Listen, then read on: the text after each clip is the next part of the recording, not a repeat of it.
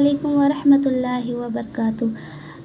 دیکھیے، اکثر عورتیں اپنے کپڑے ایک جینس ٹیلر سے سلواتی ہیں اور ان کے پاس جا کر اپنے کپڑوں کا ناپ دیتی ہے، اور وہ جینس ٹیلر ٹیپ سے ایک عورت کی باقاعدہ ہاتھ لگا کر اس کی مختلف حصوں کا سائز لیتا ہے۔ اور دیکھیے، یہ بات بہنوں کو اچھی طرح سمجھ رہی ہوگی کہ ایک جینس ٹیلر ان کے باڈی کا میجرنگ ٹیپ سے کس انداز میں سائز لیتا ہے۔ اکثر بہنیں حجاب میں ہیں تو اگر بہنیں حجاب میں ہیں تو انہیں حجاب اتار کر دینا ہوتا ہے، اگر دوپٹے میں پہنی ہے تو اسے بھی اتار کر کپڑوں کا ناپ دینا ہوتا ہے۔ مطلب کیا ہی بولنا، کتنے ہی بے حیائی کی بات ہے۔ دیکھیے، ایک آپ جینس ٹیلر کو اپنی باڈی کا سائز نہیں کی اجازت کیسے دے سکتی ہے، جبکہ شریعت نے اس کی بالکل اجازت نہیں دی ہے۔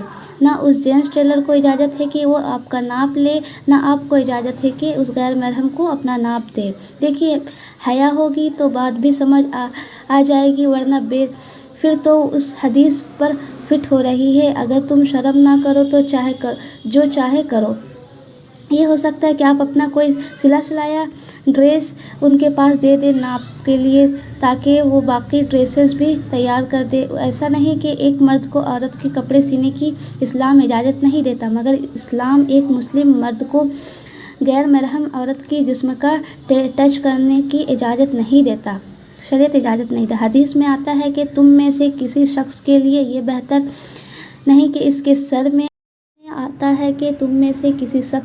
بہتر نہیں کہ اس کے سر میں لوہے کی کیل ٹھوک دی جائے گی، بجائے اس کے وہ نامحرم کو چھوئے۔ اللہ اکبر۔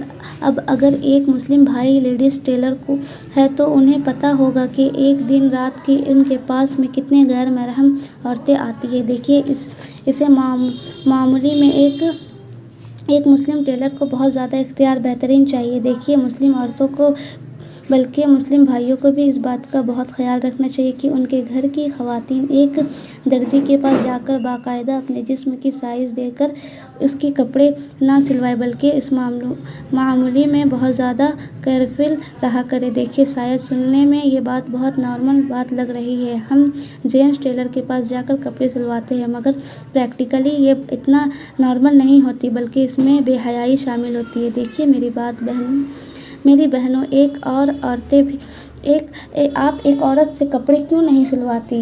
کوشش کریں، تلاش کریں ایک اچھی ٹیلر کو۔ اگر فیمیل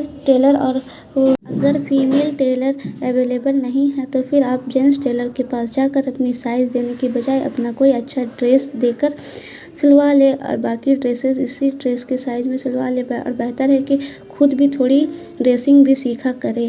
جزاک اللہ خیر کثیرا۔